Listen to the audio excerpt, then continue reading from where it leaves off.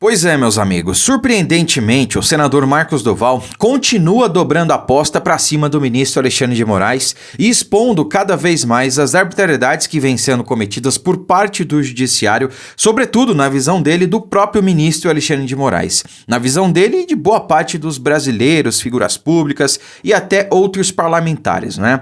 Além disso, Arthur Lira se mostrou ser um traidor de primeira categoria e resolveu desafiar o presidente do Senado, Rodrigo Pacheco. Pois é. Desde já compartilhe esse vídeo, deixe o seu like aí embaixo, não custa nada, e verifique se você ainda está seguindo a nossa página do Facebook e inscrito aqui no canal do YouTube, tá certo? Vamos para a primeira notícia aqui relacionada ao senador Marcos Duval, porque ele tinha dito que ia se afastar da política, né? Não ia mais se posicionar, que não sei o quê, mas parece que ele voltou atrás nessa declaração, né? Novamente, para não perder o costume, olha só.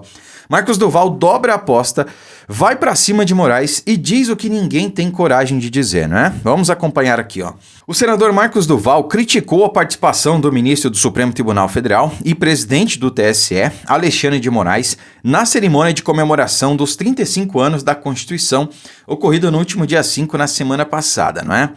Bom, o senador considerou a presença do ministro como uma agressão aos parlamentares, devido às graves violações cometidas contra a democracia.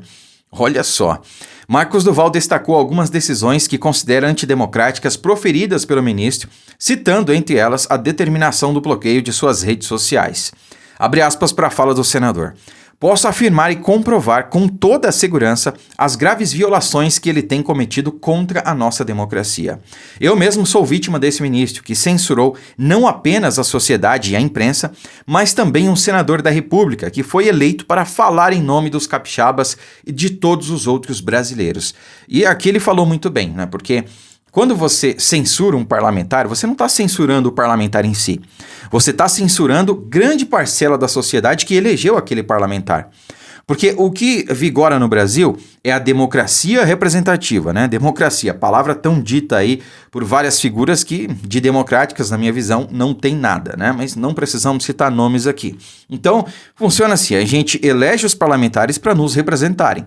E para isso, a gente outorga certo poder a esses parlamentares, como, por exemplo, a imunidade parlamentar, concedendo a eles o poder ou direito, digamos assim, de não serem penalizados por quaisquer palavras, opiniões e votos. E isso está presente na nossa Constituição. Então, a partir do momento que um parlamentar, no exercício de seu mandato, é censurado ou sofre qualquer tipo de penalidade, impedido de usar suas redes sociais e tudo mais, isso é uma afronta à nossa Constituição e também ao povo brasileiro, que outorgou esse poder a esse parlamentar. Essa é que é a questão, né? Então, resumidamente, foi isso que disse o senador Marcos Duval aqui na sua fala. Simplesmente calou um representante do povo de forma monocrática. Inclusive, decisões monocráticas, né? É alvo aí de uma PEC no Senado, apoiado inclusive pelo senador Marcos Duval, que visa acabar com esse tipo de decisão, né? Bom, será que há alguma dúvida sobre a inconstitucionalidade dessa ação e de todas as outras? Questionou ele.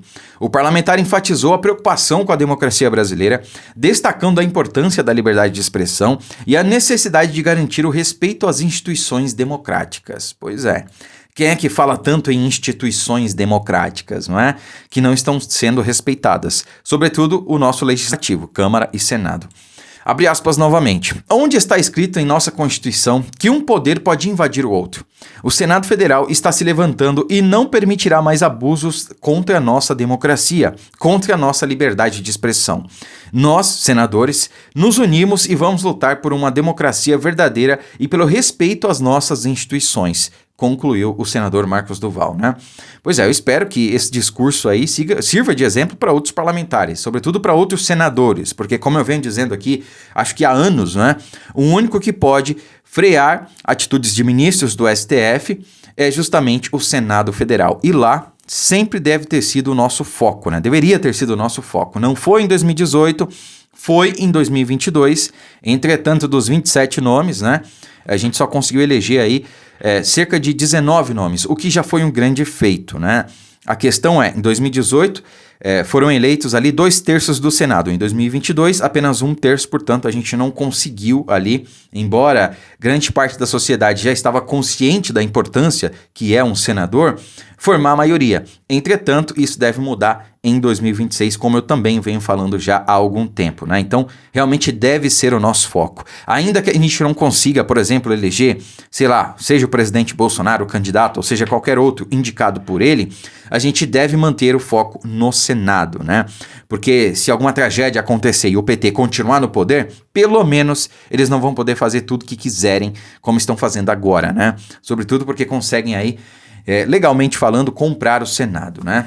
Bom, agora nós temos aqui Arthur Lira se acovardando, mostrando realmente quem é e provando que aquilo que eu falei desde sempre sobre ele estava certo.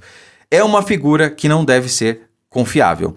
Eu sempre disse isso. Olha, Arthur Lira se comprometeu com o presidente Bolsonaro e a agenda do seu governo, cumpriu as suas promessas, pautou os projetos que realmente deveria pautar, que o governo Bolsonaro mandou para a Câmara para serem pautados, mas é uma figura do Centrão. E como toda figura do Centrão, não merece a nossa credibilidade, não merece ser reeleito, né? Foi isso que eu disse antes da campanha e agora ele está provando realmente que eu estava certo, né?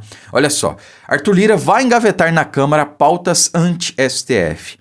Então nós temos lá no STF algumas PECs, aliás, lá no Senado Federal, algumas PECs sendo articuladas aí para barrar o que se chama de invasão de competências do judiciário no legislativo, né? Então, por exemplo, a questão do aborto, a questão do marco temporal, a questão de decisões monocráticas e a questão das drogas, descriminalização das drogas, dentre outras questões polêmicas, né?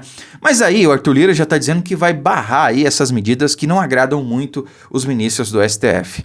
Pois é. Bom, o presidente da Câmara dos Deputados, Arthur Lira, sinalizou a ministros do Supremo Tribunal Federal que as pautas incômodas à corte não irão avançar na casa.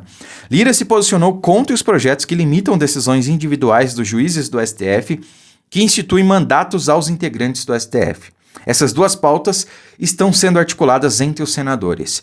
E o posicionamento de Lira entra em conflito com o presidente do Senado, Rodrigo Pacheco, que tem adotado uma postura mais incisiva contra o STF, né? E Pacheco parece que ele resolveu acordar porque acho que ele nutria alguma esperança, digamos assim, de ser indicado para uma vaga ali no STF, né? Como ele viu que a vaga deixada pela ministra Rosa Weber deve ser ocupada pelo ministro Flávio Dino, né? Ele viu que vai ficar de fora, então ele resolveu acordar, né? Deve ser isso, não sei. Espero que seja, né? Espero realmente que ele tenha acordado e que represente o povo brasileiro. É isso que a gente espera do presidente do Senado, né? Ele também parece, né? Dizem aí os bastidores de Brasília que ele quer se candidatar a governador de Minas Gerais, já que o Zema não vai poder se candidatar aí em 2026 em razão de estar em seu segundo mandato. Não sei se é verdade, não é um apoio ao Pacheco, obviamente, mas parece que essa é a intenção dele. Acho que ele quer ganhar pontos ali com a direita, né? Bom, vamos deixar ele pensar que realmente tem alguma chance de ganhar como governador de Minas Gerais, né? Até porque senador ele sabe que não vai ganhar, né? Vamos deixar ele achar que tem alguma chance, enquanto isso ele vai fazendo aí o que de fato ele tem que fazer, representar o povo brasileiro e avançar com as pautas que interessam ao povo brasileiro e não a ministros do STF, tá? Contrariando então o próprio Arthur Lira, que ao que parece não quer fazer as vontades do povo, né? Porque ele foi eleito para isso, para representar a soberania popular, né? Ele quer fazer, ao que parece, a vontade de outras figuras, outras esferas de poder, lamentavelmente.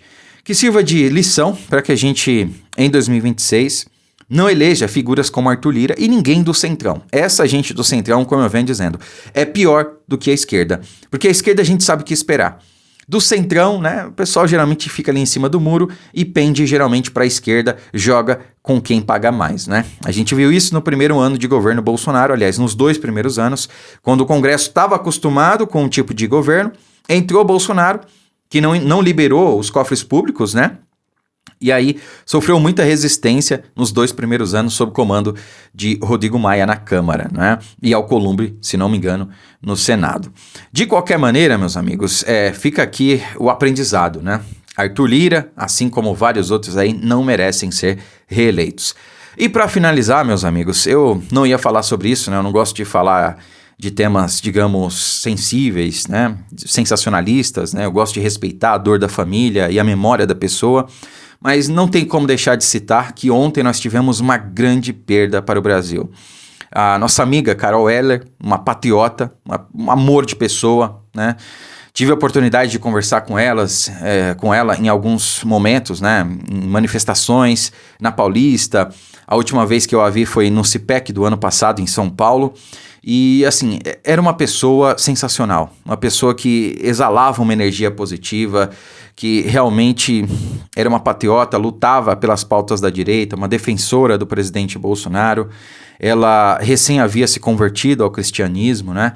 E, lamentavelmente, ainda não se sabe muito bem porquê, ela acabou tirando a própria vida na data de ontem, né? Eu peço que vocês orem para que Deus tenha misericórdia de sua alma e possa consolar amigos próximos e familiares, né? Foi uma grande perda realmente para o Brasil.